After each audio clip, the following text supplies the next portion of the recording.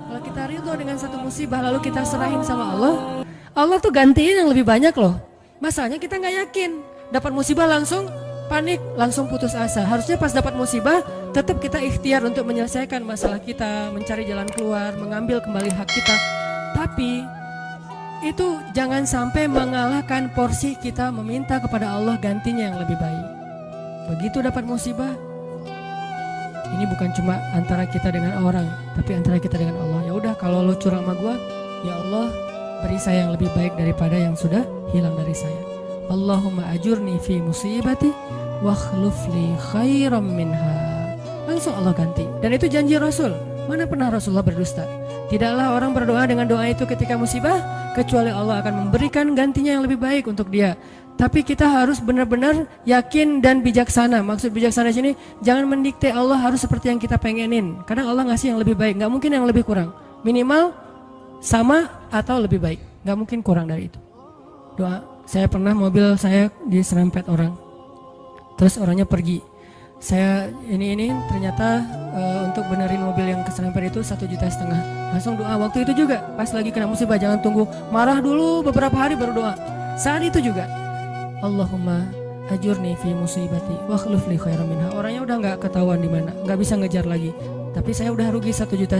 Gimana nih ya Allah, beri saya ganti yang lebih baik. Seminggu kemudian Allah ganti 15 juta. Benar kan, 10 kali lipat 15 juta. Dan itu bukan sedekah, bukan pemberian orang yang kasihan.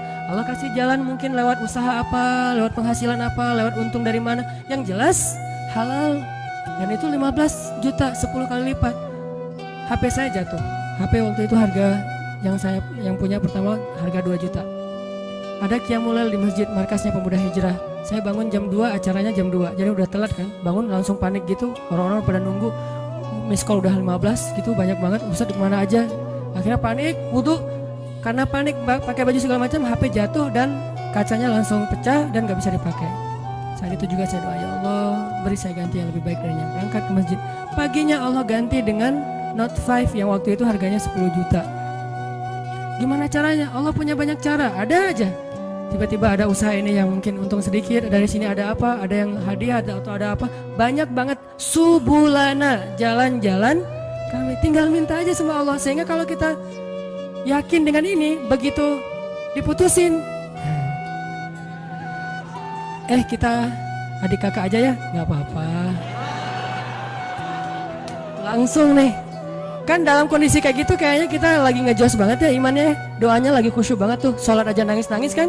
Padahal imam tuh belum baca ayat kita udah nangis. Allahu Akbar. Takbirnya aja khusyuk, coba subhanallah itu.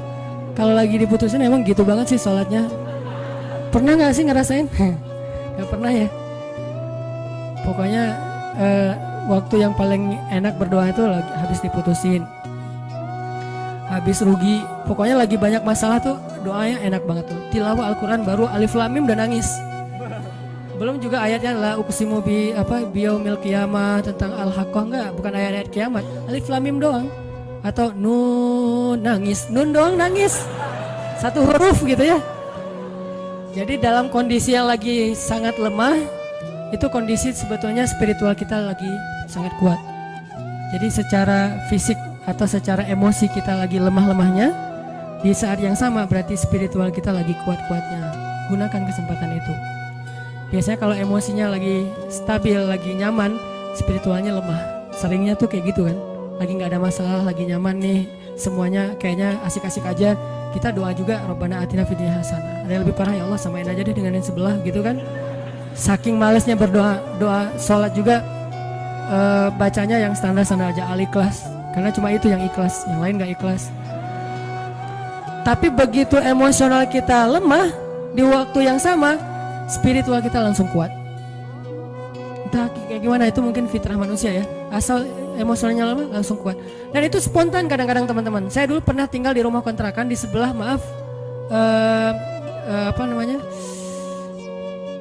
lokalisasi. Jadi di sebelah rumah saya itu ada kayak asrama kayak gituan, kupu-kupu senja. Saya persis di sebelah rumahnya di Bandung tuh. Namanya Jalan Saninten. Kan ada Saritem, ada beberapa kan. Nih ada Saninten juga. Saya tinggal di sebelahnya. Kalau malam pokoknya kita sering dengar banyak hal-hal aneh aja di sebelah. Kalau saya mau ke masjid, saya sengaja ke masjid itu pakai jubah, pakai sorban, gitu ya. Terus janggut digini-giniin, padahal nggak panjang, tapi digini-giniin.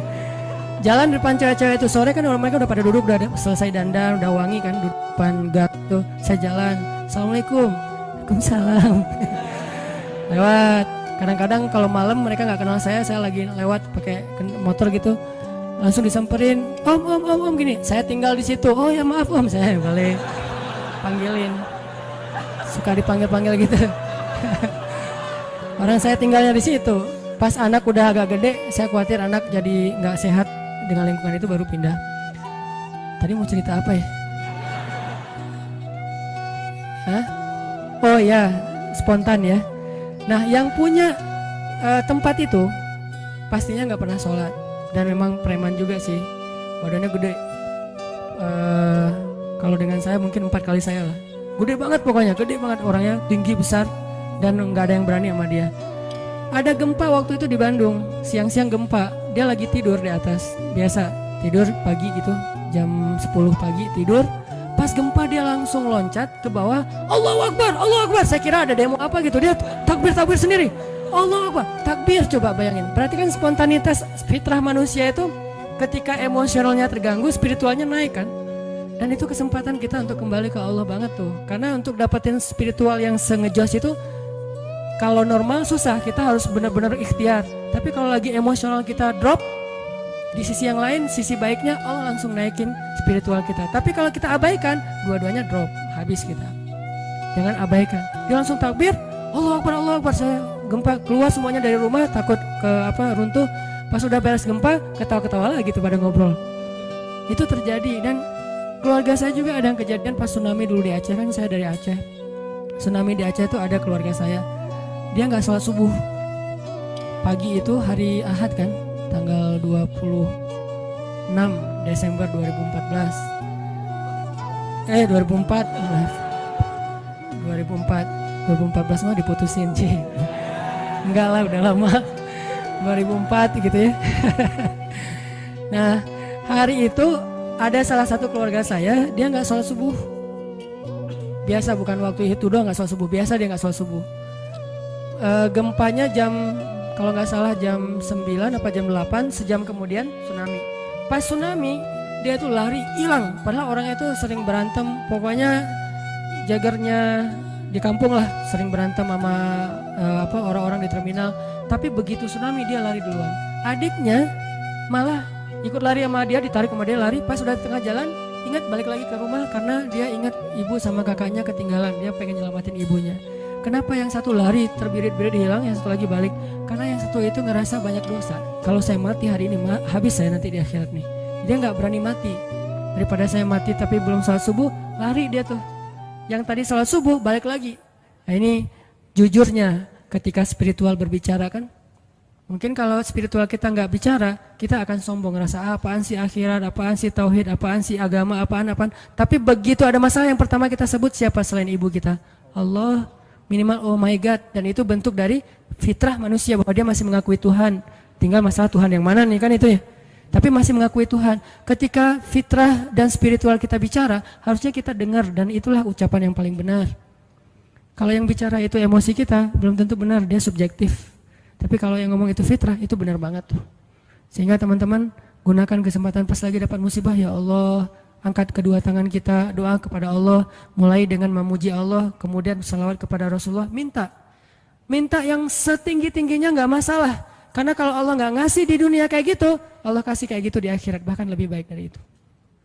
Apa sih ruginya kita minta, ya Allah beri saya Ferrari? Ini yang nggak tahu diri nih, mintanya Ferrari gitu.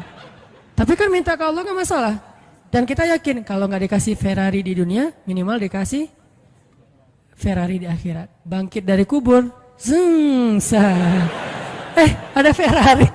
Halusinasi, ternyata dia belum meninggal, mimpi gitu. Bangkit dari kubur, datang kendaraan nih. Dan benar-benar kan di akhirat ada kendaraan kan. Cuman bahasa hadisnya kendaraan dari cahaya, kendaraan dari amal soleh. Tapi bahasanya kendaraan. Dan kita akan mengendarai kendaraan itu untuk bisa ngelakuin touring sepanjang padang mahsyar. Padang Mahsyar tuh touringnya capek banget loh. Itu touring paling heboh tuh. Di mana pusat Padang Mahsyar teman-teman? Palestina.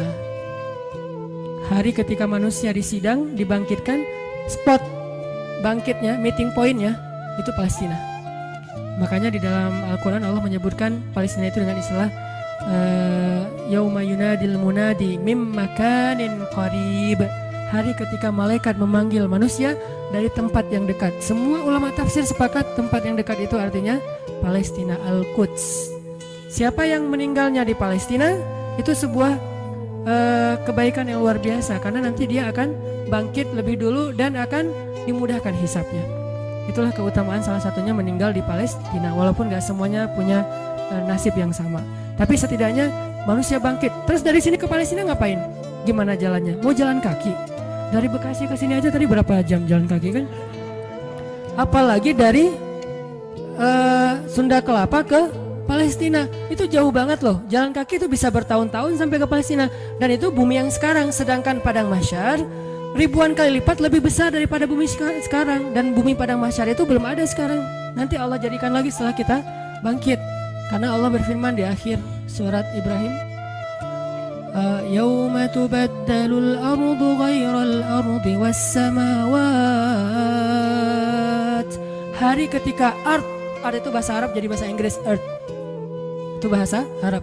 Yauma tubaddalul ard ghairal ard was samawat. Hari ketika bumi yang lama diganti dengan bumi yang baru. Bumi yang lama namanya bumi yang sekarang, dunia, ardud dunia. Bumi yang baru namanya Ardul Mahsyar, Padang Mahsyar. Ukurannya miliaran kali lebih besar daripada bumi yang sekarang. Karena semua planet, bintang-bintang itu disatuin jadi satu bumi. Dan matahari cuma jadi satu dan deket banget. Dan artinya jarak kita ke Palestina aja udah miliaran kali lebih jauh dari sekarang. Kalau nggak punya kendaraan terus mau jalan kaki kapan sampainya.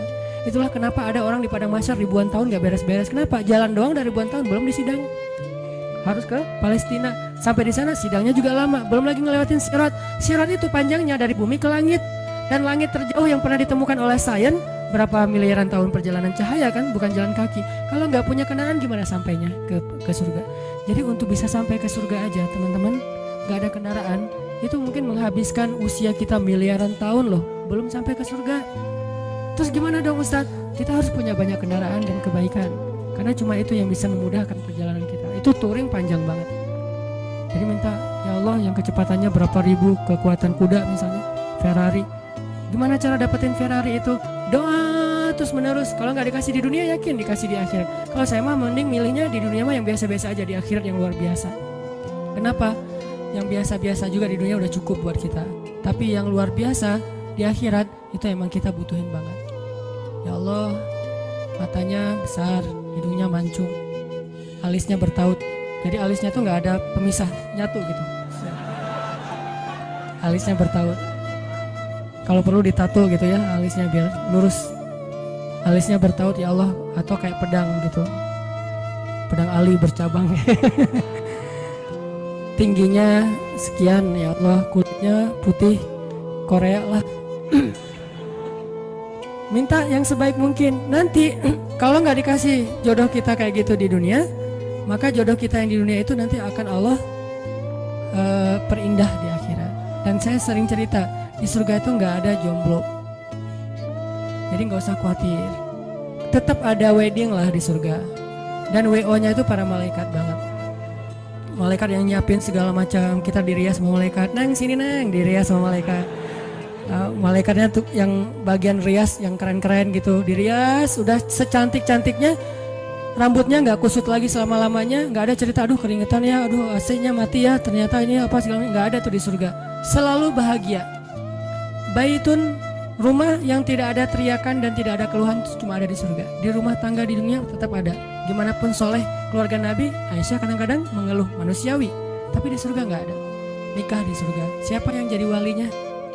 Allah Subhanahu wa ta'ala. Saya nikahkan kamu dengan perempuan yang soleha ini, perempuan dunia yang udah jadi bidadari, dengan mahar surga satu seluas langit dan bumi. Saya terima nikahnya. Gak ada cerita di surga itu ngucapin akad nikah salah, itu gak ada. Sah kata saksi, sah gak ya? Sah gak ya? Gak ada. Ternyata saksinya mantan belum bisa move on gitu. Hati-hati cari saksi ya, jangan mantan. Pasti nggak sah melulu itu mah, 10 kali juga nggak sah. Intinya teman-teman, surga itu didapetin kalau kita benar-benar di dunia ini menggunakan semua kesempatan di sisi Allah SWT. Ada masalah minta ke Allah, ya Allah, ya Allah, doa aja yang sebaik mungkin, gak ada sia-sianya. Itu beberapa kisah yang mudah-mudahan bisa booster semangat kita beramal soleh dan selalu hadir dalam majelis para ulama. Dengerin taklim itu bukan obat ya, bukan untuk kita menganggap diri kita paling benar, yang lain salah, kita masuk surga, yang lain neraka, kita petunjuk, yang lain sesat. Bukan. Dengerin taklim tuh untuk apa? Ngecas iman kita masing-masing. Jadi kalau dengerin materi, oh ini teman gua banget nih, ini dia banget nih, ini istri banget nih, ini suami banget, enggak. Ini saya banget. Saya sering banget tuh dengerin taklim yang kayaknya khotib itu kayak ngomongin saya tuh. Kan saya udah 2 tahun ini nggak khutbah Jumat, jarang banget khutbah Jumat, sengaja nggak ngambil jadwal khutbah karena saya pengen jadi yang mendengar. Kalau dulu setiap Jumat khutbah, kalau sekarang setiap Jumat pengen dengerin ceramah. Sering banget tuh pas denger ceramah si khatib itu kayak kenal saya, padahal kita nggak kenal. Yang diomongin saya aja tuh. Ada orang begini-begini, lah saya tuh. Kalau kayak gini dia begini, dia ngomong dan segala macam, dia kadang-kadang membicarakan sesuatu yang dia tidak amalkan. Dah gua banget nih. Terus aja kayak diceramahin seolah-olah satu masjid itu isinya cuma saya sendiri. Nggak ada yang lain. Kan kita sering kan kayak gitu ya. Kenapa? Allah yang menggerakkan lisan seorang ustadz, ulama untuk menasihati kita. Sehingga nggak perlu kita, wah ini mirip teman saya nih, harusnya dia dengar ya, harusnya saya rekam ya, ini harusnya istri saya dengar nih, harusnya suami saya dengar. Jangan mencari nasihat untuk orang lain, carilah nasihat untuk diri kita sendiri. Kalau kita lagi ada masalah sama pasangan, nanti kalau udah ada pasangan maksudnya, kalau kita punya masalah sama pasangan ya, jangan pernah googling hadis-hadis pasangan. Suami googling istri-istri yang soleh hadis, search. Jangan istri suami yang imam terbaik, search. Gak usah cari nasihat buat pasangan, carilah nasihat buat diri sendiri. Suami hadis-hadis suami yang penyabar, search. Ketemu nih, kita jadi semangat lagi. Oh berarti saya yang salah. Istri yang solehah hadis, search. Oh saya yang salah. Gitu harusnya, jangan disilang. Kalau disilang semuanya saling menuntut dan saling menyalahkan. Kalau sesuai dengan masing-masing kapasitasnya, semuanya saling memperbaiki diri. Cari buat diri kita. Ikut taklim buat memperbaiki diri, bukan memperbaiki kelompok yang lain. Bukan memperbaiki orang lain, tapi memperbaiki diri kita sendiri.